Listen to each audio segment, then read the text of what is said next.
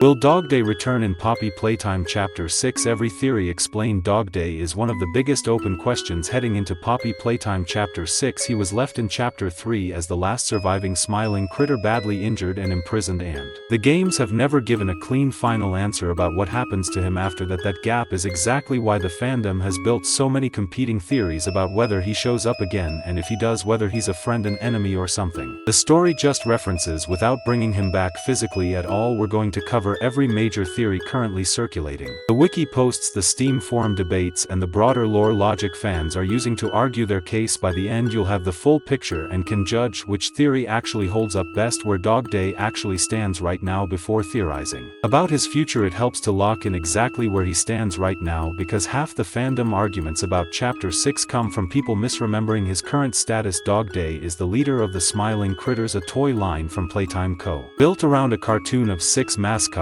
who each represent a different value: courage, patience, and so on. DogDay's whole thing in the show is warmth. He's the big brother of the group that matters, because everything horrifying that happens to him later hits harder, specifically because his default personality is gentle. When the hour of joy happened, the mass toy uprising against the scientists, the critters didn't all agree on what to do next. Most of them followed the prototypes. Will completely. DogDay didn't. He pushed back, and according to his own account, that single act of defiance is what got the rest of the critters killed and got him personally punished. His lower body severed, his mind twisted by whatever bigger body experiment warps a toys. Inside the playhouse for years, he just waited there alone, the only survivor. When the player eventually finds him, he's still lucid enough to warn them about the ruined critters roaming the building, calling the player Poppy's angel. But that lucidity doesn't last. He becomes hostile, chases the player through the playhouse, and the encounter ends in a boss sequence. Hayrase, the detail that keeps this whole debate alive. We never get definitive permanent closure on what happens to DogDay's body or mind after that encounter. The game leaves just enough ambiguity that fans have spent years building entire theory trees out of it. He's not confirmed dead in the way some other characters explicitly are. He's not confirmed rescued or freed either. He's suspended in narrative limbo, which conveniently is exactly the kind of narrative limbo Poppy Playtime loves, leaving its side characters in until it's ready to use them. Again, that ambiguity is the entire reason this video exists. The redeemed ally theory. This is the most popular theory in the fandom, and it's built on a pattern the games have already used once before: a corrupted or hostile character getting a second chance and fighting alongside the player instead of against them. The logic goes like this: DogDay was the only critter who tried to resist the prototype's control. That single act of rebellion is framed narratively as proof there's still something salvageable underneath the horror movie exterior. Compare that to how other toys in this universe have been handled. Corrupted characters aren't automatically written off as permanently evil. Some of them get arcs where their original pre-corruption self resurfaces at a critical moment. Fans pushing this theory point to a few things. 1. His backstory gives him a motive to hate the prototype, not just fear it. He didn't submit. He was punished specifically because he refused to submit. That's a grudge, not blind loyalty. 2. He's explicitly the sole survivor of his group. Writers don't usually let a character be the last one standing for no reason. That detail is often a setup for a redemption or a reveal, not just a tragic footnote. 3. Community theory posts have specifically floated the idea of DogDay appearing as a bigger body cameo **** in Chapter 6, potentially in a role where he's no longer purely an enemy, alongside speculation that background smiling critter characters like Giblet and Chum Chomkins could get confirmed identities tying back to real test subjects, implying the writers are actively expanding what the critters mean to the overall plot, not closing that door. If this theory is right, Chapter 6 could use DogDay the way some horror franchises use a broken monster arc: introduce him as a threat, then peel back the corruption in real time so the audience watches him become a person again in front of them. It's an emotionally loaded structure, and Poppy Playtime has shown it's willing to use loaded emotional structure with its toy cast. The permanent casualty theory now for the counter argument, because plenty of fans think DogDay's story is already finished. Full stop. The case here is grim but simple. DogDay told the player directly that he was the last one left. Everyone else in his group is dead. His body was already mutilated before the player even meets him, in a franchise that has been extremely willing to kill off characters permanently, including ones fans love. There's no narrative rule saying DogDay gets special treatment just because he was sympathetic. Supporters of this theory argue his condition when found bound, physically ruined, clearly deteriorating, reads less like character being set up for a comeback and more like character being used to show the audience how bad things have gotten. He's a tragedy beat, not a plot thread.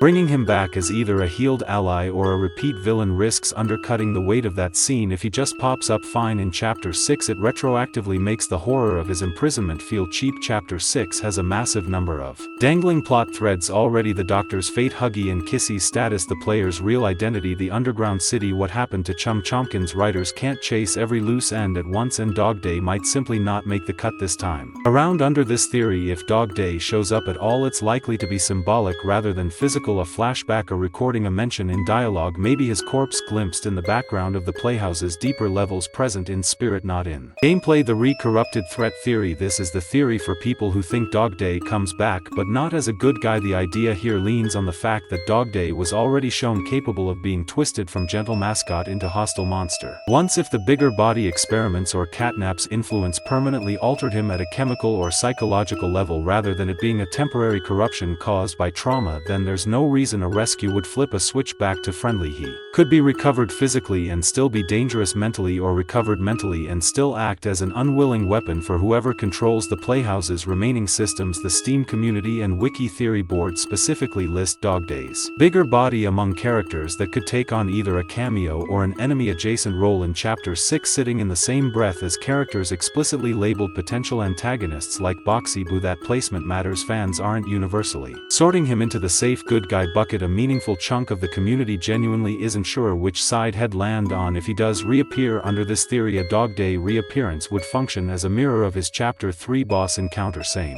character, but this time integrated into whatever new location Chapter 6 explores, possibly the underground city that's been teased as the setting where surviving toys and orphans may be hiding, if that's where lost or damaged toys have been gathering. DogDay being down there, worse off, angrier, more machine than mascot, would fit disturbingly well. The human identity reveal theory. This one is less about whether DogDay shows up physically and more about what gets revealed about him if the story returns to the smiling critters at all. A recurring theory across the fandom is that more smiling critters, not just DogDay, are going to get their human identities confirmed in Chapter 6 the same way past reveals have retroactively humanized toys the audience originally saw only as monsters. Fan theory posts specifically list this as an open thread. Characters like Giblet and Chum Chomkins are floated as candidates for having their test subject origins confirmed, and DogDay as the group's leader and sole known survivor is a natural focal point for that reveal given how much unresolved trauma is already attached to him. If this pans out, DogDay's return might not be an action-adventure reappearance at all, it might be an emotional gut punch delivered through documents, audio logs, or a cutscene. Learning who DogDay used to be as a person, why he specifically was the one who resisted, and what that means for how the player should feel about the mangled creature chained up in that cell. This theory doesn't require DogDay to physically appear as a mobile character again, it just requires the story to circle back to him. This is honestly one of the more grounded theories because it doesn't require guessing gameplay mechanics, it only requires the writers to keep doing what they've consistently done, slowly turning every monster into a person with a name, a job, and a reason to be grieved rather than just feared. The underground city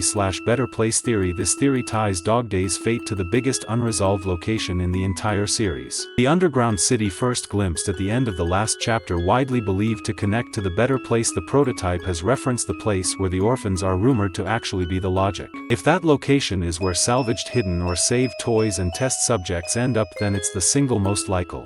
Comment down below if you think DogDay is returning in Chapter 6, and this is my first long video. It took so long. Please like and subscribe.